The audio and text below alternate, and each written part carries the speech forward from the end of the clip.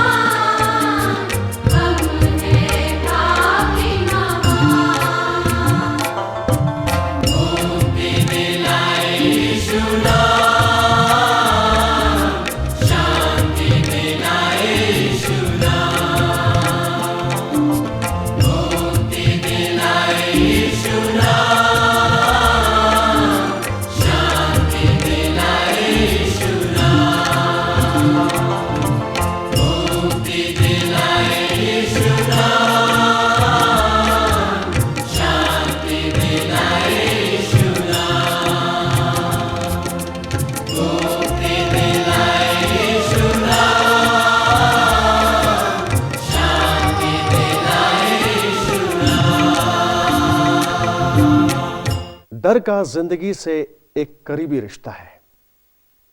जब हम भावनात्मक रूप से किसी चीज से जुड़ जाते हैं तो उसे खोने का डर हमें कहीं ना कहीं परेशान करता है, क्योंकि हम उससे बिछड़ना नहीं चाहते।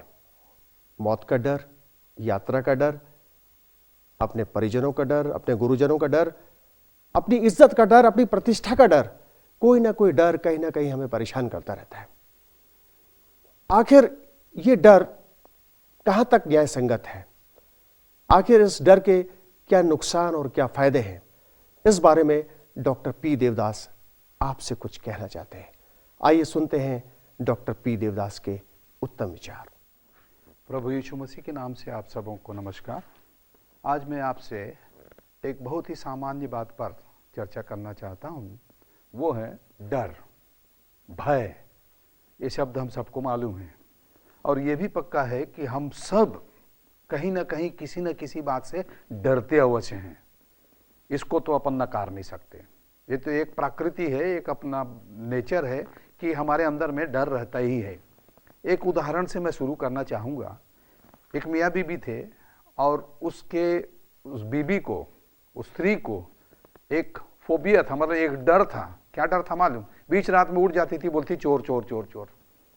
परेशान है आदमी बेचारा, जाके सब देखता था, जब बत्ती वत्ती जलाए सब देखे, चारों तरफ चले, कुछ नहीं भाई, सो जा तो फिर सोए, फिर कभी बीच में उठ जाए तो फिर वो काम करता था, उसका रूटीन था।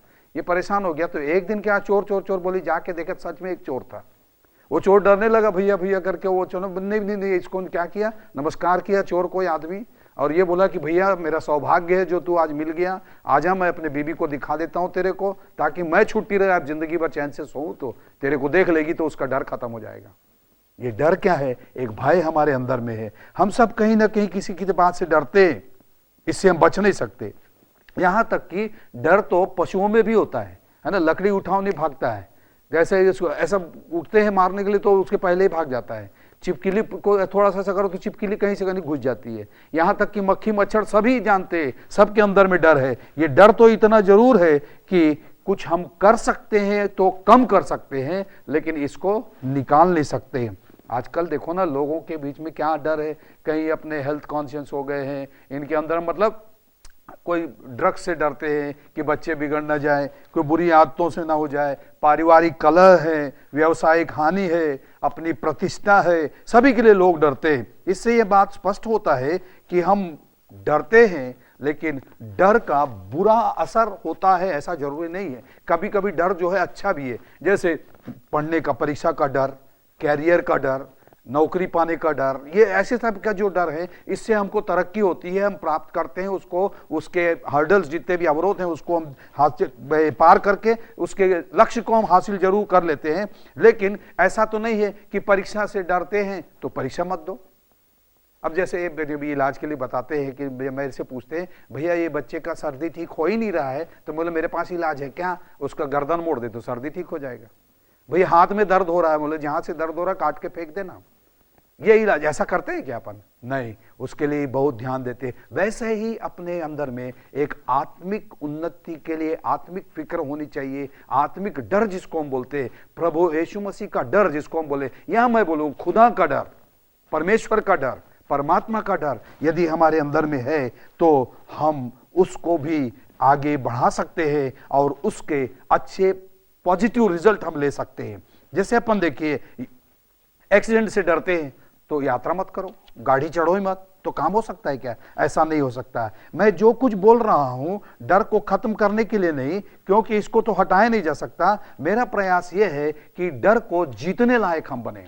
हमारे अंदर में जो डर है उसको जीतने लायक हम बने। कैसे समस्याओं से जूझा जा सकता है, कैसे समस्याओं का सामना किया जा सकता है, इसका तो प्रज्वलंत उदाहरण यदि मैं बताऊं तो मदर टेरेसा है। गरीबी से कैसे लड़े, बेकारी से कैसे लड़े, बीमारी से कैसे लड़े, अनाथ बच्चों के जीवन को कैसे बढ़ाएं, उससे कैसे लड़े, समाज को कैसे सुधारें, उससे कैसे लड़े। ये सारी चीजें करके उस स्त्री ने साबित कर दिया। मैं तो स्वयं जाके उनके यहाँ देखा, बच्चे जो हैं कैसे डिसेबल बच्चे लोग पड़े, कोई ऐसा कर रहा, कोई इधर से है, कोई चल नहीं सकता, छोटे छोटे बच्चे जो उनको इतने सुंदर ढंग से रखे जैसे कि हम अपने बच्चों को अपने घर में नहीं रख सकते। इतने कैसे कर रही? उसके अंदर में जो प्रेम है, उसने वो समस्या का सामना किया, डरा नहीं। जैसे प्रभु यीशु मसीह के पास जब वो ये पहाड़ी उपदेशों में जब अपन देखते हैं ना, 2 मछली और 5 रोटी वाली घटना को, करीब 5000 पुरुष थे बोलता है, तो 5000 पुरुष क्या, उसमें कई लोग, भीड़ आ गई है। अब वो चेलों को बोलता है इनको खाना खिलाओ। कैसे खिलाएंगे? फिलिप्पुस उसको बोलता है बेहतर ये है गुरु कि इनको भेज दो, फिर कल मीटिंग में बुला लेंगे, आज घर जाने दो, क्योंकि 200 दीनार का यदि रोटी ला दें तो भी इनको नहीं पुरेगा।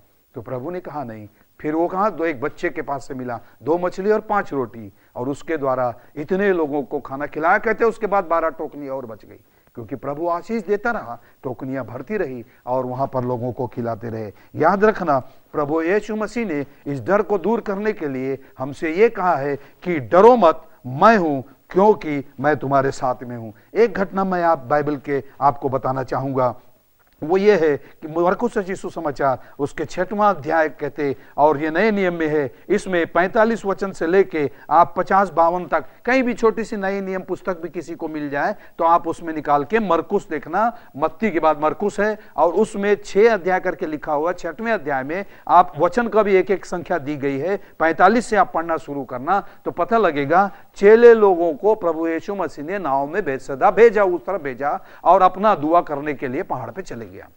अब चेले बिना प्रभु यीशु मसीह के नाव में जा रहे हैं, रात का टाइम है, चौथा पहर है, मतलब करीब करीब 3-4 बजा रात का। अब उस समय जब चेले जा रहे थे तो हवा आंधी चलने लगी, लिखा हुआ है, और वे घबरा गए क्योंकि हवा उनके विरुद्ध थी, विपरीत हवा चल रही थी। और संसार में हमारे सामने ऐसी होता मेरे अजीजों, हमारे विपरीत हवा चलती है, हमको उस विपरीत हवा को चीरते हुए आगे बढ़ना पड़ता है। जैसे अटलांटिक महासागर के उत्तर दिशा में कहते हैं कि वहां बर्फ की चट्टानें रहती है समुद्र में, और ये समुद्र में जो चट्टानें हैं, हवा जिधर से चलती है उसके विपरीत डायरेक्शन में, दिशा में ये चट्टानें चलती रहती है। तो हवा उधर से आ रही है और चट्टानें उधर कैसे जा रही, उसका कारण मालूम, उनका सबसे ज्यादा भाग चट्टानों का पानी के अंदर रहता है, और वो समुद्री विद्युत धाराओं से वो प्रभावित रहते हैं, उनके असर रहता है, और सी करंट से वो उस विपरीत दिशा में भी जाने लगते हैं। मैं ये बताना चाहता हूं, यदि हमारा अधिकांश अंश प्रभु में है, परमेश्वर में है, हमारा यदि अधिकांश अंश शुद्ध है, हम आत्मिक तौर से मजबूत हैं, तो हवा विपरीत भी रहे तो हम उसको चीरते हुए आगे जा सकते हैं। विपरीत हवा थी इसलिए वो डर गए, क्योंकि हवा विरुद्ध थी, चौथा पहर था, नींद का समय था, और ठीक से दिखता भी नहीं, आंख बंद होते रहती है ना, नींद में परेशान है तो। नींद ऐसी चीज है, अरे किसी को सजा होती है, उनसे कुछ उगलवाना रहता है तो पुलिस वाले क्या करते हैं, अच्छा से खाना खिलाते हैं, सोने नहीं देते। इतना परेशान हो जाता है कि फिर आखिर में उगल देता। मारपीट करने से तो नहीं बताएंगे, लेकिन खाना खिलाओ और मत सुलाओ तो बोलते हैं कि सारी चीजें उगल देते हैं। इतनी तकलीफ होती है। याद रखना, चौथा पहर था, ये नींद में परेशान थे, यीशु मसीह समुद्र के ऊपर से चलते आ रहा, और ये क्या बोलते हैं, उसको देख के भूत है बोलते। जिसके साथ 3.5 साल थे उसको नहीं पहचान सके। अरे मेरे पिता सेकंड नाइट ड्यूटी करके आते थे, और घर के अंदर में था, वो रोड के ऊपर से करीब 1 फरलांग दूर से ऐसा तरह खांसते थे, मेरे को पता लगता था कि मेरे पिता की खांसी है। और ये 3.5 साल तक थे, इनके लिए सब कुछ उसने किया, उसके चेले कहलाते हैं, लेकिन इनकी आंखें ऐसी बंद हुई कि वो उसको भूत करके डरने लगे। उस समय देखना, यदि मेरे को आप नहीं पहचान सकते तो मैं बोलूंगा तुमसे बात करना ही बेकार करके चले जाऊंगा, लेकिन मेरा यीशु मसीह ऐसा नहीं है। प्रेमी है, दयालु है, अनुग्रहकारी है, विलंब से क्रोध करने वाला है। उसने क्या किया, आके उन लोगों के पास तुरंत हवा को थमाया, हवा रुक गई, सारी आंधी रुक गई, सब, अब वो बोर्ड जो है सुरक्षित हो गया, वो नाव जो है सुरक्षित हो गया। और आकर क्या बोलता है, 50वें वचन में लिखता है, ढाढ़स बांधो, मैं हूं, डरो मत, मत डरो कहता है। मेरे अजीजों, डरना जो है अच्छा भी है, डरना जो है बुरा भी है। यदि अच्छाई के लिए डरते हो तब तो आत्मिक उन्नति हमारी होती है, लेकिन बुराई से डरे हो तो बुराई को छोड़ो और अच्छाई की तरफ तुम बढ़ो। इसी प्रकार से यूहन्ना रचित सुसमाचार भी है, उसके 16 अध्याय के आखिरी वचन में, शायद 33वें वचन में कहता है, तुम डरो मत, क्योंकि मैंने इस संसार को जीत लिया है। मेरे प्रभु ने जो कुछ मुझे करने को बोला, हमको करने को बोला, अपन लोगों को करने को बोला है, वो सारी चीजें उसने करके व्यवहारिक प्रैक्टिकल रूप से उसने हमको बताया है कि क्या लोगों ने उसे मारा, उस पर थूका, बेइज्जती हुई, उसने कमाया, रंदा चलाया, धंधा किया, काम किया, मंदिर की सफाई की, लोगों को चिताया, चंगाई किया, लोगों से बात किया, लोगों के साथ था, उठा बैठा, उनके घर में था, उनके मृत्यु में भी जाके शव यात्रा में शामिल हुआ, मरे लोगों को उठाया, सब कुछ किया, सारे दोषारोपण उसके ऊपर हुए, और सारी चीजों को सहने के बाद विजय प्राप्त करके क्या बोलता है, आज हमारे लिए बोलता है, डरो मत, क्योंकि मैंने इस संसार को जीत लिया है। कहां जीता है, सलीबी मृत्यु पर। सलीब पर उसने अपनी जान दी और पाप को खत्म किया, शैतान को नाश किया, उसके डंक को तोड़ा और मेरे और तुम्हारे लिए स्वर्ग के राज को खोल दिया। मेरे अजीजों, इससे अच्छा अवसर हमारे पास नहीं है। याद रखना कि वचन को पढ़ो, विश्वास करो, दुआ करो और पश्चाताप करो, तो वो है जो कि तुम्हें विजय देने वाला पराक्रमी परमेश्वर है। खुदा आपके साथ रहे। आमीन। मुझे पूरा विश्वास है कि आपको हमारा ये कार्यक्रम जरूर पसंद आ रहा होगा। कार्यक्रम से संबंधित अगर आपको और भी जानकारी चाहिए तो आप अपने चर्च से जरूर संपर्क करें। इसी के साथ आप सभी को निर्मल का नमस्कार। अलविदा।